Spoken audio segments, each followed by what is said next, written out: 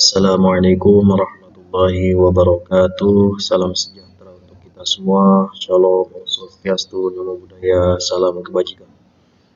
Apa kabar kalian semua? Baiklah, pada kesempatan kali ini kita akan melanjutkan pembelajaran.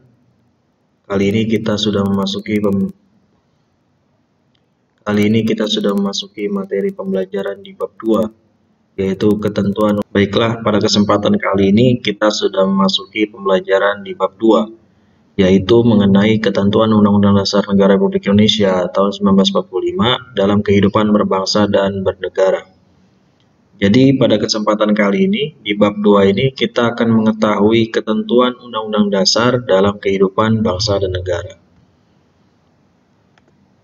Adapun kompetensi dasar yang harus kalian penuhi setelah mempelajari materi pembelajaran di bab 2 ini ialah mengkategorikan ketentuan Undang-Undang Dasar Negara Republik Indonesia tahun 1945 yang mengatur tentang wilayah negara, warga negara dan penduduk, agama dan kepercayaan, pertahanan dan keamanan.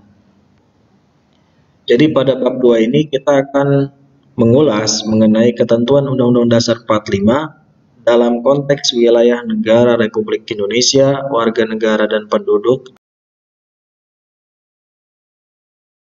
Pada kesempatan kali ini yang akan kita bahas ialah di bagian pertama, yaitu tentang ketentuan Undang-Undang Dasar dalam wilayah negara. Nah, seperti yang kita ketahui bersama bahwasanya negara kita, Negara Kesatuan Republik Indonesia, merupakan negara kepulauan terbesar yang ada di dunia. Tercatat kurang lebih sekitar 18.000 pulau yang kita miliki, baik yang sudah berpenghuni ataupun yang belum berpenghuni, baik yang sudah memiliki nama atau yang belum diberi nama. Dan selain itu, kita juga memiliki pulau-pulau yang besar, seperti halnya Sumatera, Kalimantan, walaupun itu hanya sebagian, terus Jawa, Papua, dan lain sebagainya. Nah, jadi tinjauan yuridisnya atau tinjauan secara hukumnya atau ketentuan Undang-Undang Dasar Negara Republik Indonesia tahun 1945 mengenai wilayah negara kita termaktub dalam pasal 25A yang berbunyi, Negara Kesatuan Republik Indonesia adalah sebuah negara kepulauan yang bercirikan Nusantara dengan wilayah dan batas-batas dan hak-haknya yang ditetapkan dengan undang-undang. Jadi kita, negara Indonesia, adalah negara kepulauan yang bercirikan Nusantara. Atau kalau dalam istilah asingnya archipelago state. Kita ini negara kepulauan.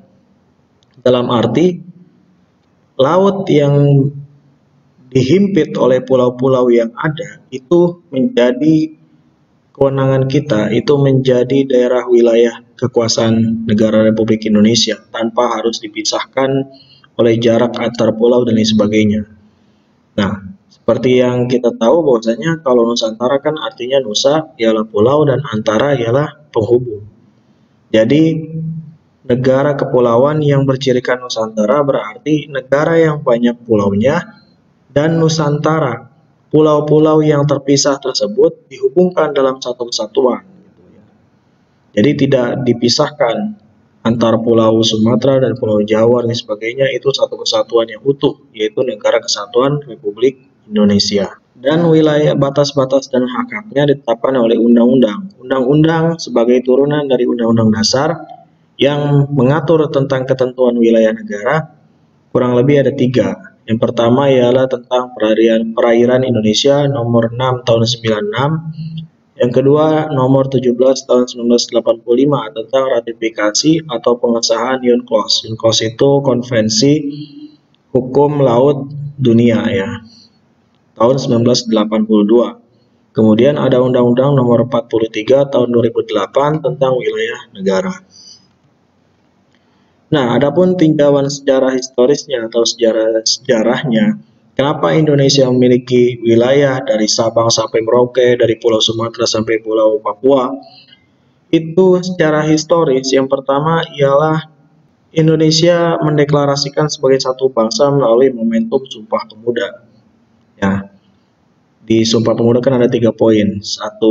Bahasa satu, bahasa Indonesia, tanah air satu, tanah air Indonesia, berbangsa satu, bangsa Indonesia, dan tanah dan bahasa satu bahasa Indonesia. Nah, Sumpah Pemuda merupakan momentum besar untuk mengintegralkan atau menyatukan perbedaan yang ada di Indonesia dalam satu kesatuan, yaitu bangsa Indonesia, tanah air Indonesia, dan bahasa Indonesia. Meskipun secara nyata kita terdiri dari perbedaan yang sangat beragam, mulai dari perbedaan etnis, ras, suku, budaya, dan lain sebagainya. Nah, kemudian pada peristiwa sekitar proklamasi kemerdekaan Republik Indonesia, para putra daerah, baik itu dari Sumatera hingga Papua, berkumpul, merembukan, bermusyawarah untuk mendirikan satu bangsa, satu negara yang bernama Negara Kesatuan Republik Indonesia.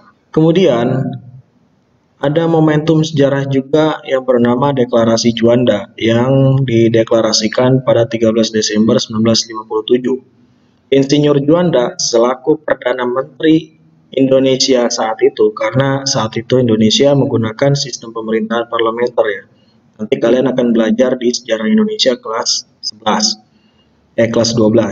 Insinyur Juanda mendeklarasikan bahwasanya Indonesia adalah negara kepulauan atau archipelago state. Jadi sebelum adanya deklarasi Juanda, batas wilayah perairan kita itu hanya sejauh 3 mil dari garis pantai.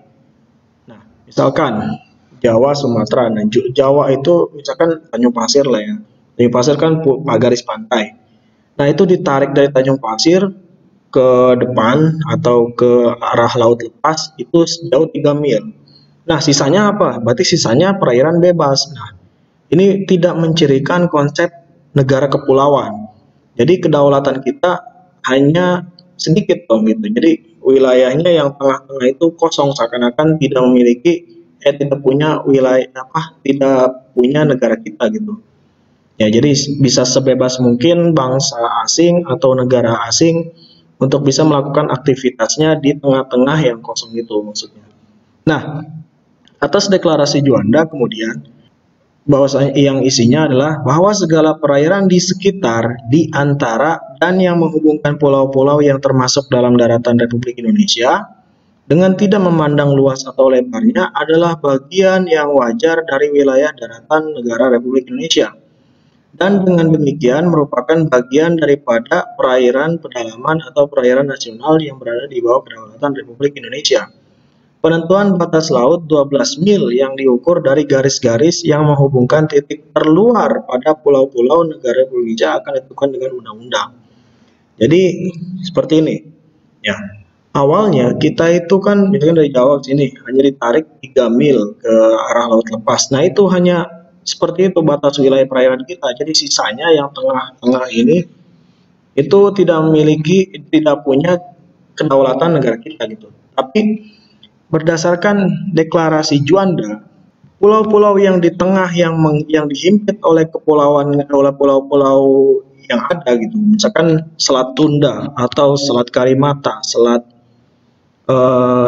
Sulawesi dan selat-selat lainnya, itu kan menghubungkan antar pulau. Nah, itu tanpa harus diukur atau ditarik 3 mil itu menjadi wilayah kita gitu, karena itu masih satu lempeng benua ya.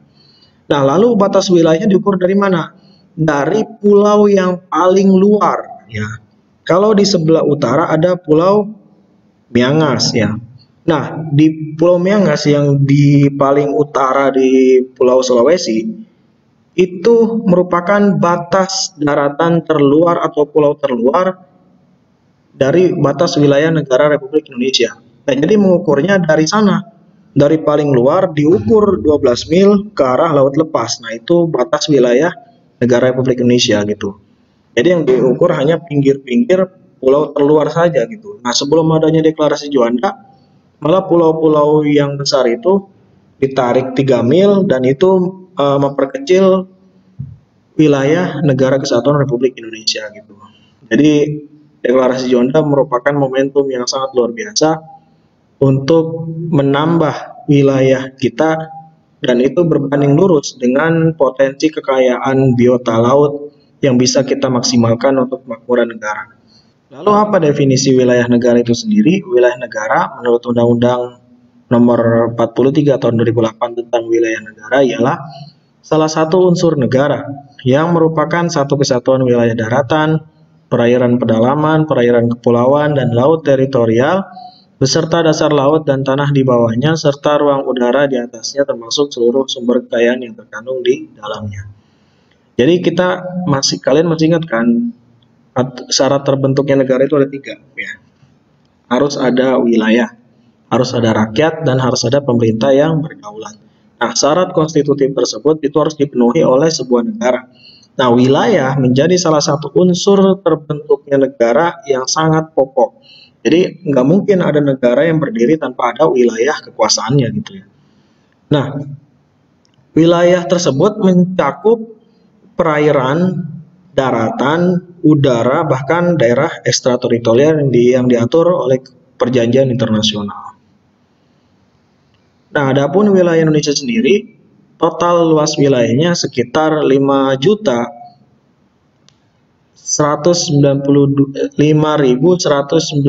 juta kilometer persegi. Dari mulai Sabang sampai Merauke, Pulau Miangas sampai Pulau Rote, itu kurang lebih luas wilayahnya 5 juta sekian.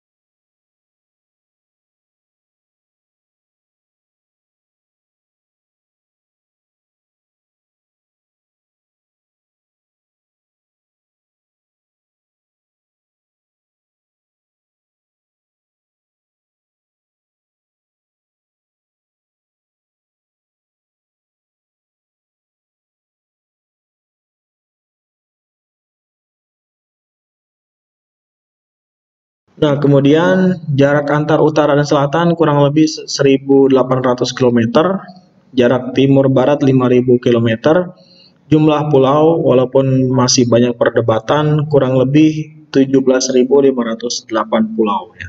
Nah, yang pertama wilayah negara kita ialah tadi wilayah perairan. Wilayah perairan itu sendiri berdasarkan ratifikasi UNCLOS itu ya, itu terbagi 3. Yang pertama adalah zona laut teritorial atau zona laut teritori kedaulatan negara itu ya. Berdasarkan ratifikasi UNCLOS itu ya, itu terbagi 3. Yang pertama adalah zona laut teritorial atau zona laut teritori kedaulatan negara itu. Zona laut teritorial ialah garis hayal yang berjarak 12 mil ke arah dari garis dasar ke arah laut lepas. Tadi garis hayal itu ya garis perkiraan aja, nggak mungkin kan ada misalkan ngukur dari Sabang ya ke arah laut lepas pakai meteran, atau gak lucu lah, meteran garing sepanjang itu. Jadi kita ukur aja, kita perkirakan garis hayal itu ya akan ada teknologinya, ada alatnya, diukur dari garis dari pulau terluar di wilayah daratan Republik Indonesia. Nah, itu diukurnya ke arah laut lepas jauh 12 mil. Nah, lalu bagaimana jika ada satu kasus ketika kita mengukur garis laut teritorial dari pulau terluar ke arah laut lepas itu tidak ada 12 mil, atau misalkan dari Malaysia sama Indonesia, kan itu dekat ya, Selat Malaka ya. Selat Malaka itu kan selat yang memisahkan atau Pulau Sumatera dan Semenanjung Malaya. Nah, ketika mengukur Selat Malaka itu jumlah totalnya dari garis pantai Semenanjung Malaya sampai garis pantai Sumatera itu nggak ada 20 mil, atau misalkan kira-kira 17 mil. Nah, sedangkan kan tadi dibilang bahwasanya zona laut teritorial kita itu 12 mil dari pulau terluar, ya, dari Pulau Sumatera itu. Nah, lalu bagaimana diukurnya?